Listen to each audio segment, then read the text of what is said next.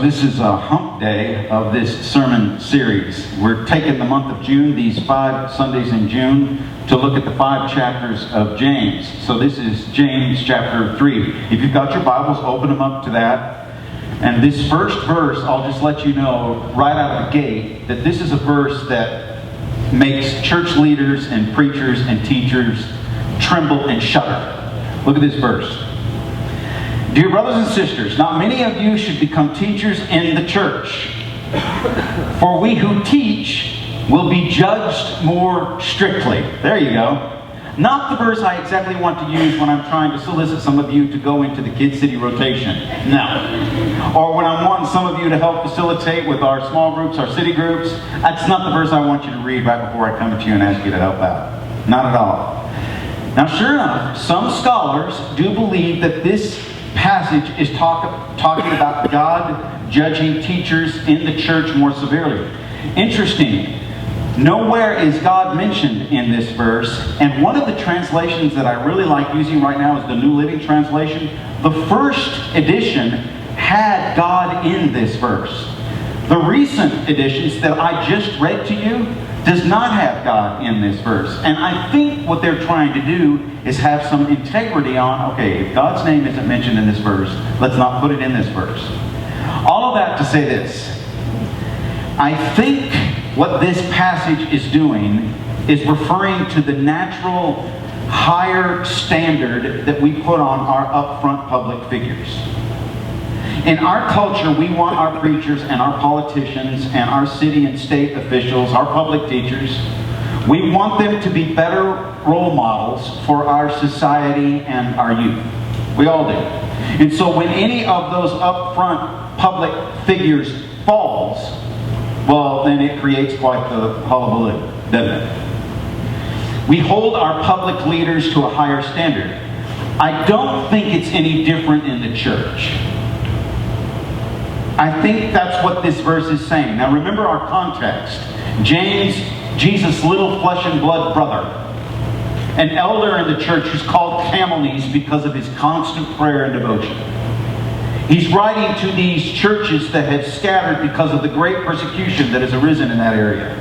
So they're scattered all around Asia Minor mainly, and he's writing to these little churches struggling to hang on, who are filled with young teachers struggling to keep their nose above the waterline so they can keep spiritually breathing.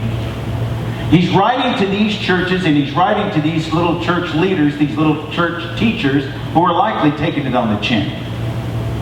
So James says in this first verse of the 3rd chapter from the Message, look at the screen, don't be in any rush to become a teacher, my friends. Teaching is highly responsible work. Teachers are held to the strictest standards.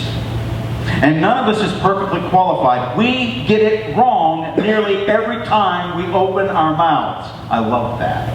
Kind of creates a spirit of humility, doesn't it? Among guys that claim to have some kind of calling to teach.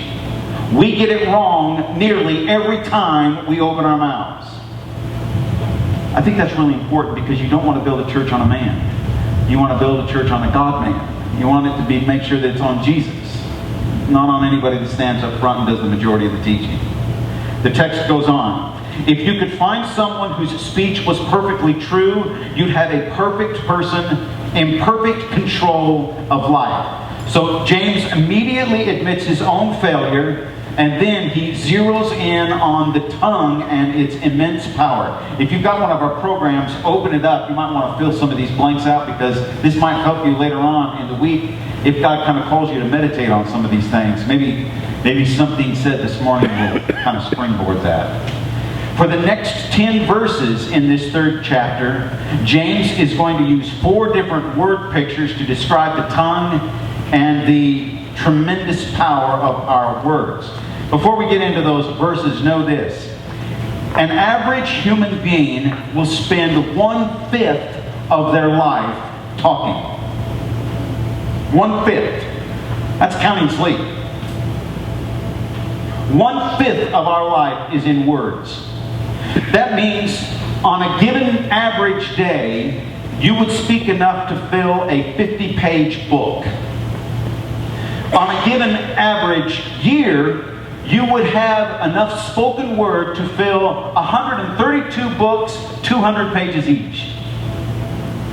We are a tongue-talking, gun-bumping, teeth-clicking people. That's the way He made us. So look how James describes the tongue. This is the 3rd chapter, beginning with verse 2. Indeed, we all make mistakes, for if we could control our tongues, we would be perfect and could also control ourselves in every other way. We can make a large horse go wherever we want by means of a small bit in its mouth. And a small rudder makes a huge ship turn wherever the pilot chooses to go, even though the winds are strong. In the same way, the tongue is a small thing that makes grand speeches. But a tiny spark can set a great forest on fire, and the tongue is a flame of fire.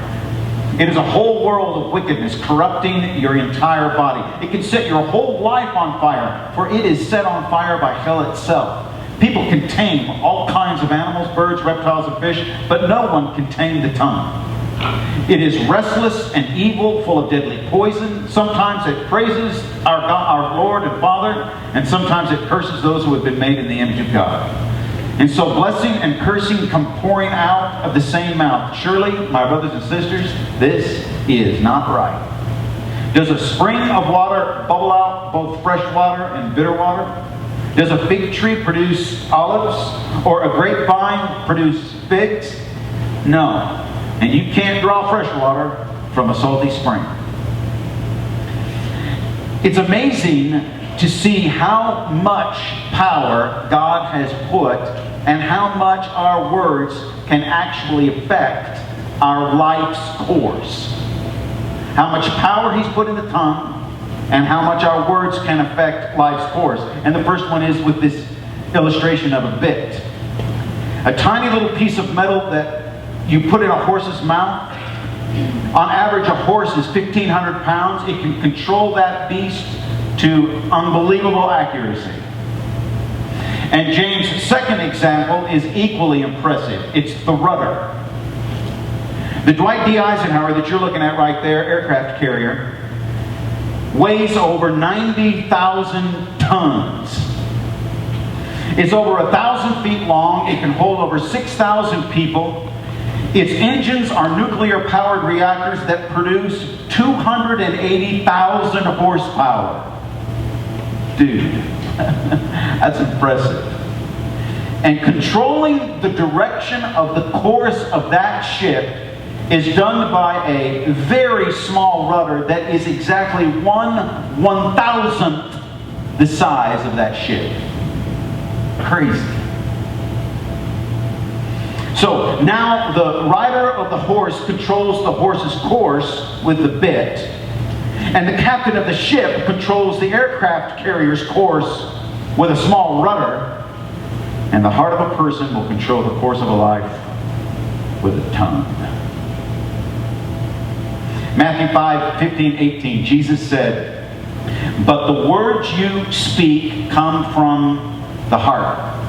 Solomon the Wise, hundreds of years before, said, "Guard your heart above all else, for it determines the course of your life." Guys, if we can surrender our heart to the Lordship of Jesus daily, if we can wake up the morning before our feet hit the floor off the bed, in that moment say, "God, this is your life. I belong to you. I surrender to you. Give me wisdom." He will use our tongue to set us on a great life course. He said it. Now the horse's rider and the ship's captain can either set a life course that's controlled and disciplined, or one that's reckless and foolish. And since Jesus is the only man in history that ever controlled his own heart, why in the world would we want to take control ourselves or try to do it on our own? Funny story. There was this guy who joined the Trappist monastery. And for 3 years he was given a probation period. He was given a probation period, and where he was not to speak at all, but at the end of the year he could say 2 words each year that he was there. 3-year probation. So at the end of the first year, the 2 words he used were "bed hard." And then he goes another year without saying a thing. And at the end of that year, he uses 2 words. The 2 words he uses were food, cold. And then by the end of the 3rd year, he had had enough, so he just simply said, I quit. And the head monk said, that doesn't surprise me. All you've done is complain since you got here. The point is, the tongue reveals what's going on in the heart. Okay. But James doesn't just use the bit and the rudder to describe the tongue. He also uses the comparison of 2 substances. Substances that can pack an incredible punch. The 2 substances that he speaks of here talk about the enormity of a life force. And the first one is the spark. In a season of drought, a spark, as you know, can spread a disastrous destruction. In fact, I think that there are few earth calamities that compare to an uncontrolled fire. You talk about a life force. An uncontrolled forest fire will literally remove all life by force from the area that it consumes. And Jesus said that an uncontrolled tongue will do that. It's crazy. This little muscle in your pie hole can actually remove everything that is living in its path. Is that not wild to think about? It amazes me. The tongue can spark a fire of obliteration. That's the first word picture he uses on this second half of this text. And then he says it can be a venom that can spread a poison throughout the body. This is kind of interesting here. You know, Greek's language is so much more complex than our English language. And it has so much deeper meanings. We've talked about that before, how specific words can be used to describe different types of something that we all lump together as one. Well, this Greek word can actually be used to translate, like what I said, poison like from venom from a snake or a scorpion. But it can also be used to describe rust. So this passage could be understood that our tongue carries such a life force that our words can harm others like venom from a deadly snake. But it can also have the ability to corrode and cause people to break down in harmful ways. That's all within the power of the muscle in your mouth. Crazy. You talk about the immense power of the tongue. So, it just kind of goes to show the need for someone, capital S, the need for someone to change our heart, and our tongue is obvious. Because a spark and a venom doesn't have to be used for things that are bad. I mean, think about this. A spark can produce a fire that can be warmth for survival and comfort, and purification for healthy food and great eating, great taste. And a spot of venom can produce a vaccine to fight off disease and build a stronger immune system or more antibodies in the body. So what's the point? Well, just as a horse rider and a ship's captain can set a life's course that is either controlled or reckless, so sparks and venom can produce a life force that is either a blessing or a curse.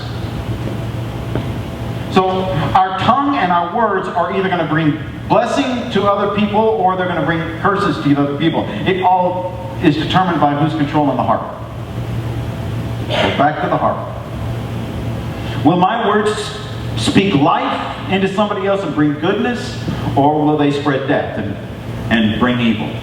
Look how Peterson translates verse 9 in James 3. With our tongues we bless God our Father. With our same tongues we curse the very men and women He made in His image. Curses and blessings out of the same mouth. My friends, this can't go on. It's an image of a little girl with her arms around her daddy's neck. And she's looking behind him as she's hugging her dad to her little brother, and she's sticking her tongue out at her little brother. And her mother sees this and she says, honey, you're gonna have to take your arms from around your daddy's neck. You're not going to be able to love on him, because nobody can love their daddy and stick their tongue out at his son at the same time. What would make us think anything different? Do you know that when we have harsh, critical, unkind, thoughtless words to a part of God's creation, fellow human beings, that is a straight, brazen offense on God? I find it interesting that James, after he uses these 4 word pictures in the first part of chapter 3, he spends the rest of the chapter talking about wisdom. No kidding. The one thing we need. Can you imagine these young churches reading this? And every word picture that he uses to describe the tongue, I wonder if they felt kind of like we do, just kind of crawling under the carpet, feeling lower and lower, because we are all so guilty of this. In fact, the NIV begins verse 13 with, "Who is wise and understanding among you?" Yeah, after you've heard all this stuff about how we use our words, how our tongue is uncontrolled and reckless. Hey, anybody got any wisdom on this? Don't you know everybody was mute? Yeah, I'm not saying anything. I don't want to put anything out there. So James puts it this way. Look at the screen. This is beginning with verse 13. "If you are wise and understand God's ways, prove it by living an honorable life, doing good works with the humility that comes from wisdom. But if you are bitterly jealous and there is selfish ambition in your heart, don't cover up the truth with boasting and lying. For jealousy and selfishness are not God's kind of wisdom. Such things are earthly, unspiritual, and demonic.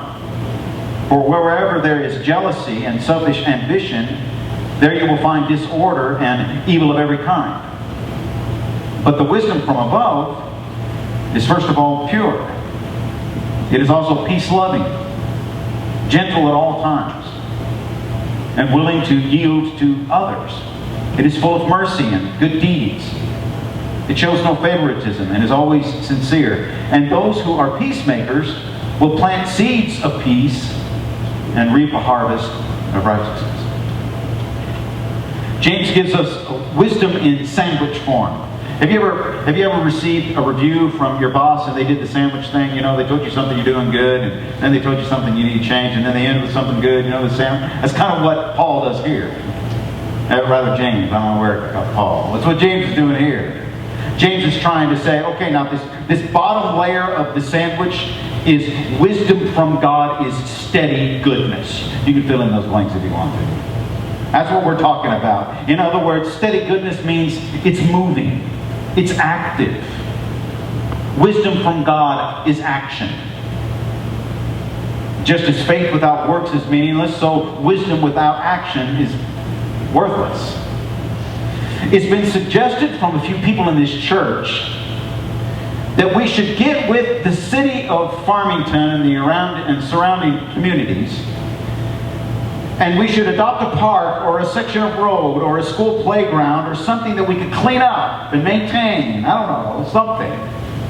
Why? Because wisdom from God is steady goodness. Some other people in this church have suggested that we would offer a Mother's Day out, where mom can have some time to herself, maybe just a grocery shop. Maybe she needs to go get a manicure, something she can get out. And it's even been suggested that that would grow to mom and dad's night out, where we would watch their kids here. Why? Because wisdom from God is steady goodness. And something of the Spirit of God is prompting these people to kind of... It's also been suggested, and you saw it in our program, and Nathan made mention of it, the men's ministry is going to kind of start some kind of a street party. We can get everybody out on a parking lot with some bouncy toys and bobbing for apples and face painting and hot dogs and live music on the back of a trailer with a bunch of straw bales. I don't know, something. Everybody out there, why?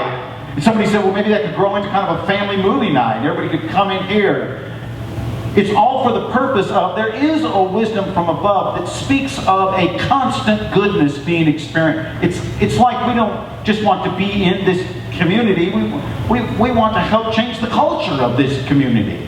We want to go out. We don't want to just let all this seed bounce around in these walls and then go out and kind of hide in our homes. But I mean, we want to spread His goodness. The meat part of this sandwich in the middle comes in verses 14 through 16, quite in contrast to the wisdom from above. Look what it says. Mean-spirited ambition isn't wisdom. Boasting that you are wise isn't wisdom. Twisting the truth to make yourself sound wise isn't wisdom. It's the furthest thing from wisdom. It's animal cunning, devilish conniving. Whenever you're trying to look better than others or get the better of others, things fall apart and everyone ends up at the other's throats. I mean, you add selfish ambition and envy to wisdom, and it's like mixing lemon juice with milk. It curdles the milk and ruins everything. Someone just told me a couple of weeks ago, I think it was Wood, I can't remember. Selfishness wants to be interesting to others. But wisdom wants to be interested in others. Wisdom from this earth wants recognition from people. Wisdom from above wants to recognize people. See, one is completely focused on outward, on the other, and it's not looking for it coming back this way. And that takes us to James' top layer of the sandwich. Wisdom from God is others serving. It has its mind set on, oh, let's notice the people around me. Look at the text. Real wisdom, God's wisdom, begins with a holy life and is characterized by getting along with others. Here's the first time he says it. It is gentle and reasonable, overflowing with mercy and blessings. Not hot one day and cold the next. Not two-faced.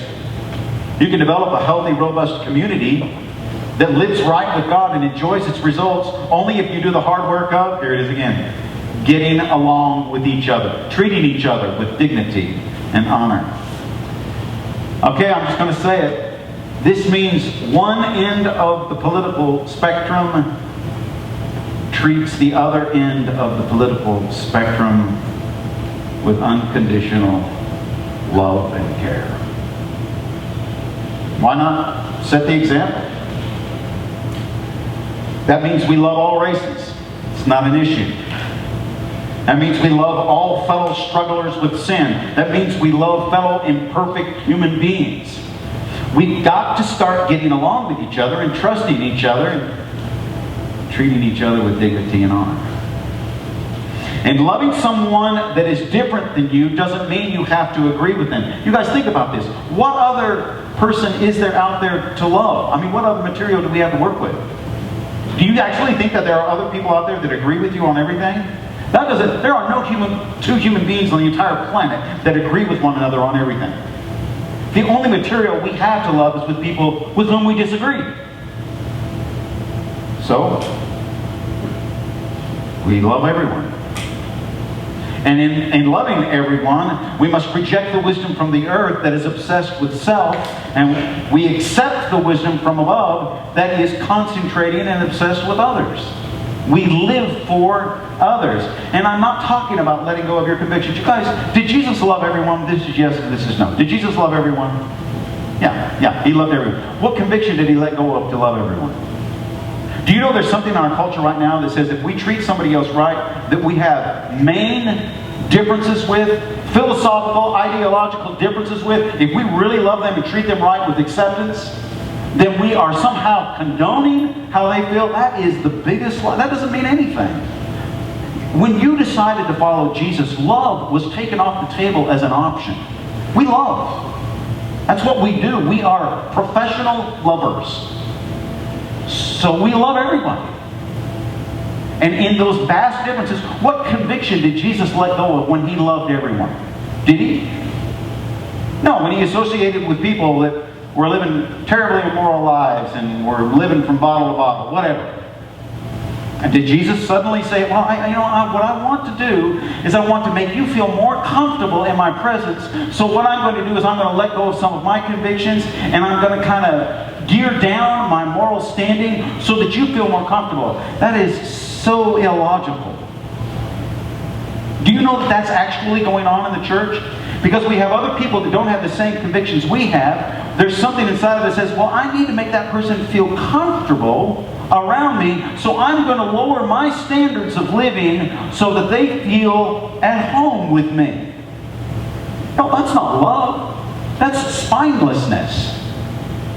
You can still hold every single one of your convictions and not be a jerk.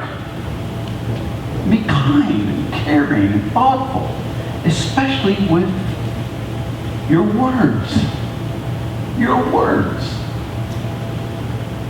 It's okay to really speak nicely to somebody who is politically inept. It's good. It's good to use our tongue for blessing and not cursing. Jesus was able to love others because he let God control his actions. He let God control his thoughts. He let God control his tongue.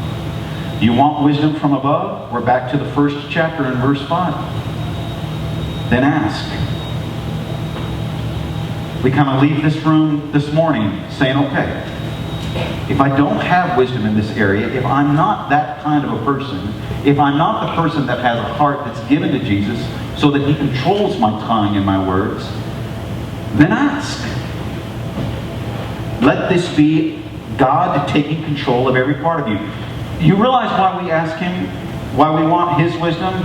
Because wisdom from below, from this earth, from man, comes from reason.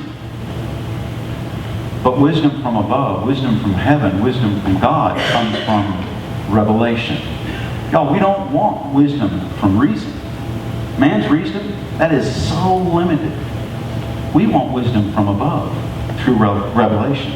So we ask God to control us and reveal to us his wisdom.